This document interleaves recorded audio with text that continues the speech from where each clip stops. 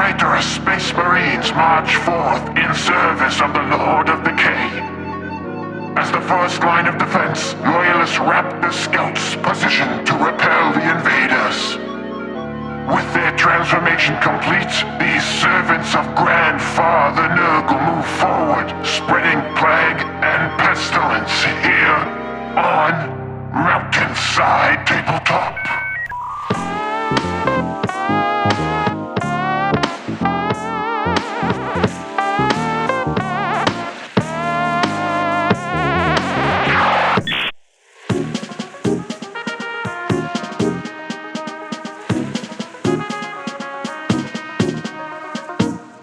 All right, we're back, and I'm here with my scout squad once again, taking them out for another spin. Let's see what I can make happen. Yeah. Against a different team this time. Open world, but something spicy. You'll see later. I think I learned a lot about this team, having played them once before in our previous battle report, and I'm hoping that I can kind of put that to use here and kill some legionaries. My roster is basically the same as the last video, except I did take one of my shotgun warriors out and put in my 10th operative that I built from the box, which was just a regular warrior with a bolt gun, just because I know Victor is taking the damage reduction from the all Nurgle team, and it just seems like if their damage is getting nerfed anyway, I may as well just take one long range guy, maybe. Yeah. I mean, it probably won't make a difference, but I figured may as well get this guy on the channel. For equipment, I've given the climbing equipment just to my 3 guys with heavy guns, so I can kind of, cheese up the gantry and still get a shot off. I also gave a crack grenade to one of my shotgun warriors, and I gave the heavy bipod stand, whatever it is, to the heavy bolt gun. So if he's standing still during an activation and then shoots, he'll get some rerolls. So obviously there's a bunch of guns I have to worry about on this team, but I think my biggest target off the top is this tracker. Your ability to get rid of obscuring is going to really impact my ability to move out, take a shot, and jump back into cover. So if I see a chance to take him out, I'm gonna take it. I don't want to trade any legionaries 1-to-1 for a scout, but the heavy gunners, your leader, and the tracker are ones that if the math is looking okay, I might be willing to do a 1-to-1 trade. So yeah, we'll see how it plays out.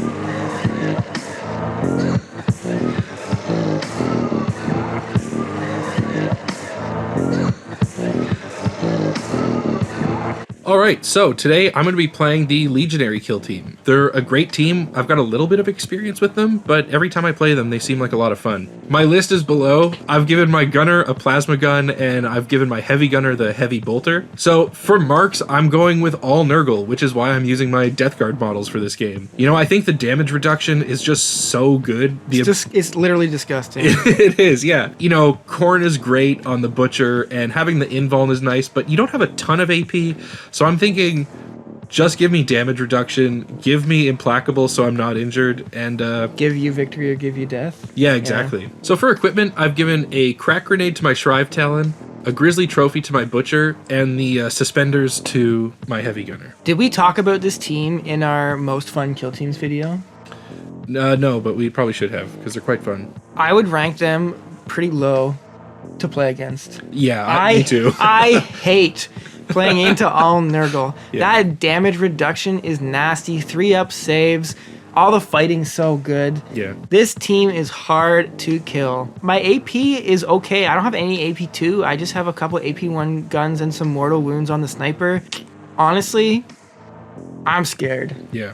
Because, I have some good tools. Emboldened Aspirant is pretty good. But I don't know. I don't know how I'm going to kill you. I think I'm going to have to play for points. Maybe get a couple kills and then just play for points the rest of the game. Yeah. Who am I scared of? I'm scared of everybody equally, but I have a personal vendetta against the Butcher.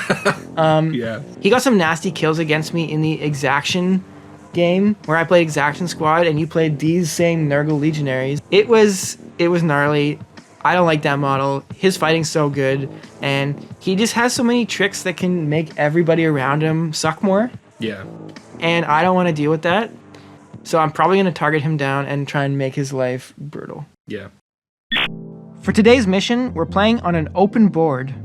We've pulled the sector deployment, and the mission is secure. For terrain, we're doing something a little spicy. We're trying the Bheta-Decima terrain along with the extra bits from Salvation on an open board map. And we've set it up like this. Almost everything is heavy, although we do have a few light elements here and a ton of vantage points. Next we roll off for attacker defender. I win, and I'm going to choose to be the defender on the bottom edge of the map. And with that, we place our barricades and our operatives. Now it's my chance to try again with forward scouting. I'm going to start by giving myself a bonus CP and also taking an infiltrate option. Then I'm going to give myself 2 dashes and lay down a booby trap. Then in the actual scouting phase, we both pick infiltrate. Vic chooses to give me initiative for the first turn, and we get on with it.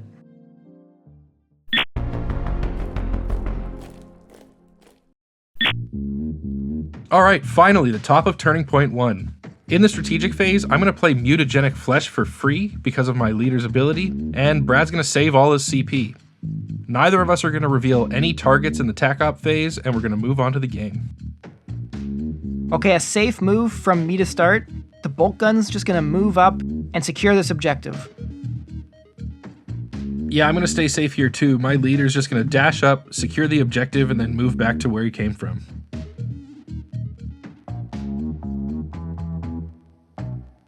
My hunter's going to move and dash up. My butcher's going to move, secure this objective in the center, and then dash to hide behind the furnace.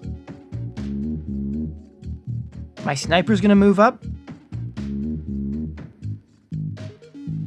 My heavy gunner's going to follow suit, move up, hit the objective, dash into cover. My warrior with the crack grenade's going to move up and then secure this objective.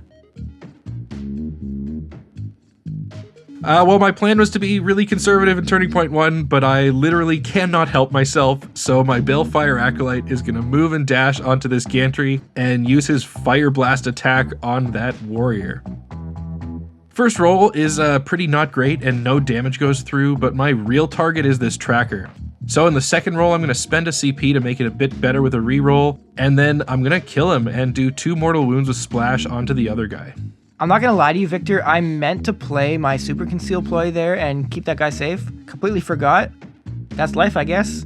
So now I'm going to go with my missile launcher and try and punish this. Because I have the climbing equipment, I can dash up onto the gantry and then still shoot the Acolyte. I'll spend a CP here on a reroll, which does nothing, but I am going to use Emboldened Aspirants to upgrade one of my normal hits to a crit. Because he's Mark and Nurgle, Vic's going to be upgrading one of his normal saves here to a crit save. So if he rolls 1-3 up and 1-6, he lives. And he does. The invincible Nurgle shenanigans commence, dude. With the next activation, my Plasma Gunner is just going to move and dash up and go back to my conservative game plan.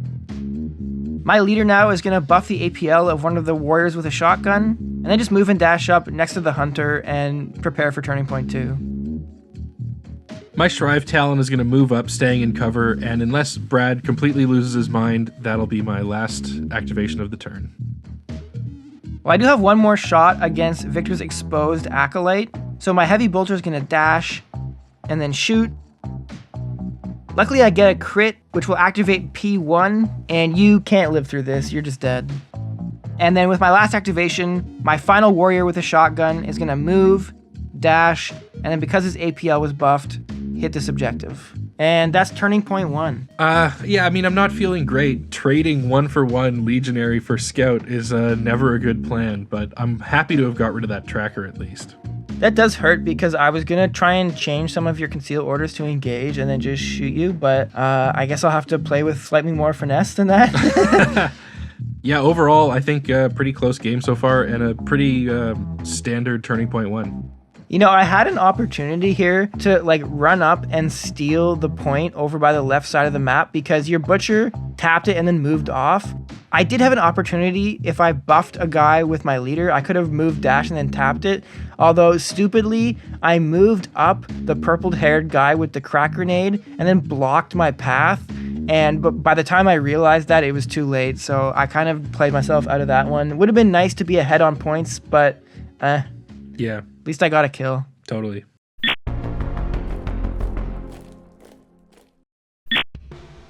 So in turning point 2, Victor rolls for initiative and he gets a 6 and I can't beat him. In the strategic phase, Vic leads off by playing Mutagenic Flesh for free, and he also spends a CP on Implacable. I'm also going to spend 1 CP here on Stealth Relocation and do a little cheese. The Heavy Gunner that jumped up on the gantry before, with climbing equipment, I'm just going to dash back down and be safe. That feels a little bit wrong, but yeah. I think it's right. Then for TAC Ops, Vic reveals Eliminate Guards and Route, and I reveal From All Angles, and I'm trying out Infiltration, Stock Target, and I'm going to target the Butcher with this. Man, is this bad? I don't know. I just wanted to try out Infiltration with these guys. Yeah, I've never scored a single victory point with Infiltration, so... Mostly, I haven't revealed it yet, but I feel like Implant might be good because I know you're going to be fighting me, and I may as well just score points instead of doing chip damage. I don't know. Right. So with the first activation of the turning point, I've got a pretty big one planned here. My Shrive Talon is going to throw their crack grenade at the tracker. I get a bonkers roll here and an easy kill. And then next I'm going to charge and fight Brad's Sergeant. And I get to bring him down only taking 2 hits for 6 wounds because of Mutagenic Flesh. So now I'm going to score 1 VP for Route, and then I'm going to reveal Headhunter for another 2. I really think I probably should have played safer with my leader, huh? Well, that was bad to give you 2 kills. Okay, my warrior with the purple hair is going to go now. I'm going to run up, and then chuck a crack at your plasma gunner. You get a great save. And with a damage reduction, only 6 wounds go through there. I hate playing against this team. All right, now with my heavy gunner, I'm going to dash out a little bit and take a shot at the guy on the objective. I really want to get this kill because he's my eliminate guards target. Just have to run out at some point. So on 3s here with P1. They ran out. Yeah, saved. I know what you're thinking. I should have played Veteran of the Long War, and you're absolutely right. I was just too flustered by that roll and forgot that that was an option. Enjoy. Oh man, that is so extremely bad.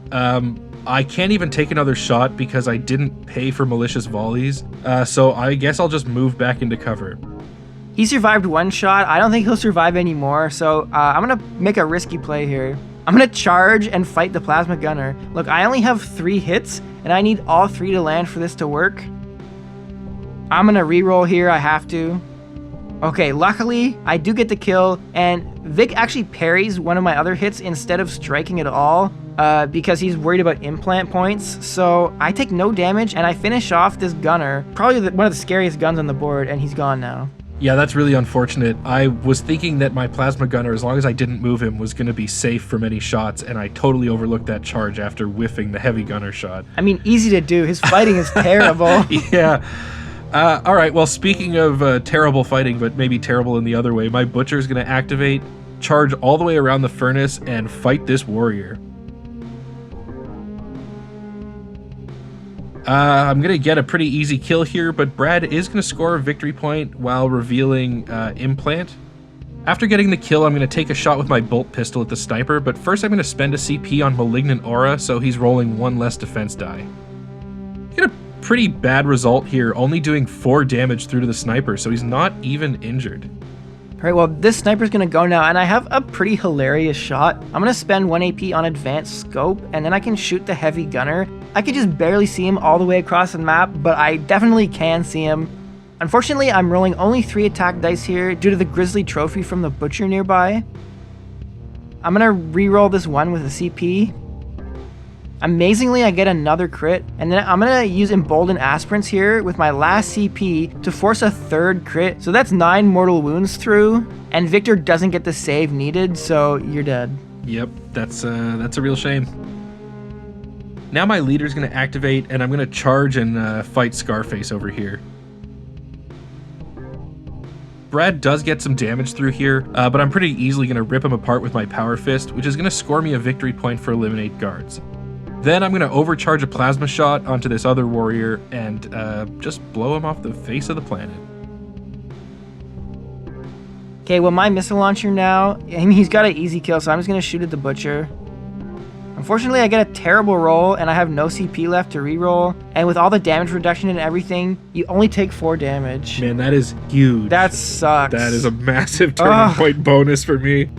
Yeah, so I thought this butcher was going to be certainly dead, but it looks like he's got an overwatch here, so I'm going to take a shot at the sniper and bring him down. What a massive turn of events that is.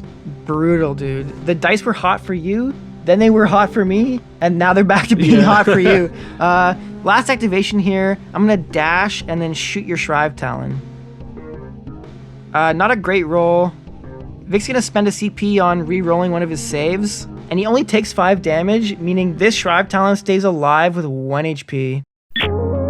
This member of the 1 HP gang is brought to you by Pazot. Thanks, Pazot. So at the end of Turning Point 2, we both get 3 for primaries, and I score 1 more from all angles.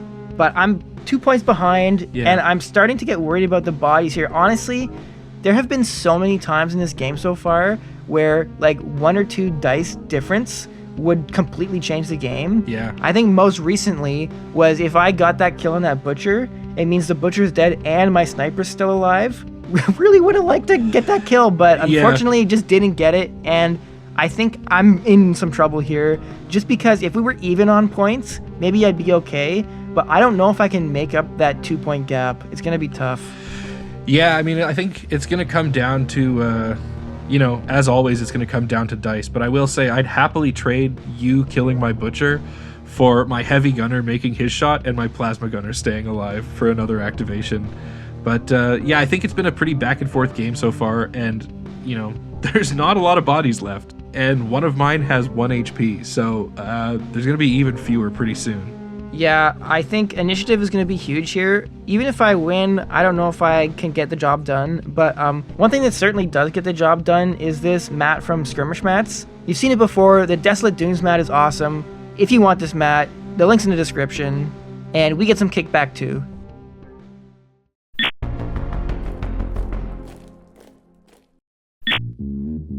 So in a potentially crucial initiative roll, Brad wins, but in the strategic phase, he's not going to play any and hang on to his 1 command point, and I'm going to play Implacable for free. Just thinking about Mutagenic Flesh, I don't know which one's better.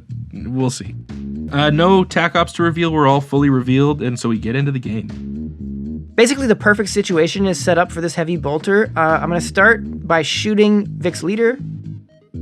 I can reroll all dice of 1 result because I haven't moved. I gave it the equipment. Damn. Yeah, your leader's dead. Then I can shoot this Shrive Talon. Well, luckily I got those rerolls. Give me a 6, bro. The results of this dice roll are patron exclusive, so if you're not a patron, please skip ahead to after these dice are resolved. Don't even. Okay, well. Yeah, you got it. I saw you. You're not a patron. You just watch these dice illegally. Get out of here. What are you doing? Or just be a patron. Yeah. You could join the ranks of our 1 HP gangsters and mountain goats and be a goat or gangster yourself. Or we love the mountaineers. Yep, we do. Yeah, thanks, folks. You're keeping it all together, and we really appreciate every single one who signs up and hangs out with us. So yeah, thank you, and back to the game. I did have to spend a CP there for Astartes training to be able to shoot twice, so I'm back down to 0, but what else am I going to use it on? Yeah, I thought I was supposed to be the team getting double kills. That hurts. So now I got 1 guy left, and he's going to do what he does best, so I'm going to tap this point quickly and then charge and fight the missile guy.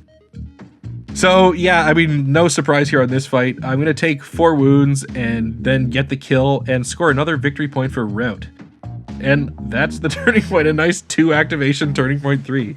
Yeah, so I'm actually not behind by that much, but the unfortunate thing is, next turn, my 1 guy alive can't get to any objectives that matter, and I can't score any more of my tac ops.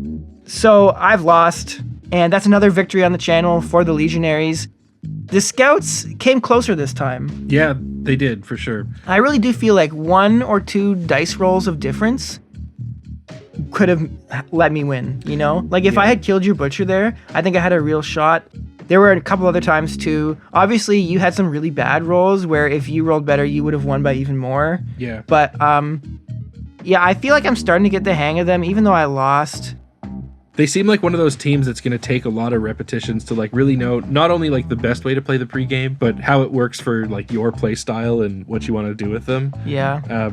And you know, one thing I've learned from this game is that I really like this Beta-Decima terrain as open world kill team terrain. It worked great. I think it works really well. Yeah. There's a lot of good places to hide. There are a ton of vantage points and some good obscuring in the middle of the map. I'm pretty happy with it. I do like the scouts, even though they're 0 for 2. But, you know, it'll be interesting to play them against a team that doesn't have 3 APL. Yeah. You know, because I've only played them against kind of elites. I'd love to try them into like a horde team or something. Well, we'll do it next. Maybe. Yeah. All right. Thanks for sticking around, everybody. Let us know what you think of our new dice box. Yeah, dice do be dice. We'll see you soon. Bye.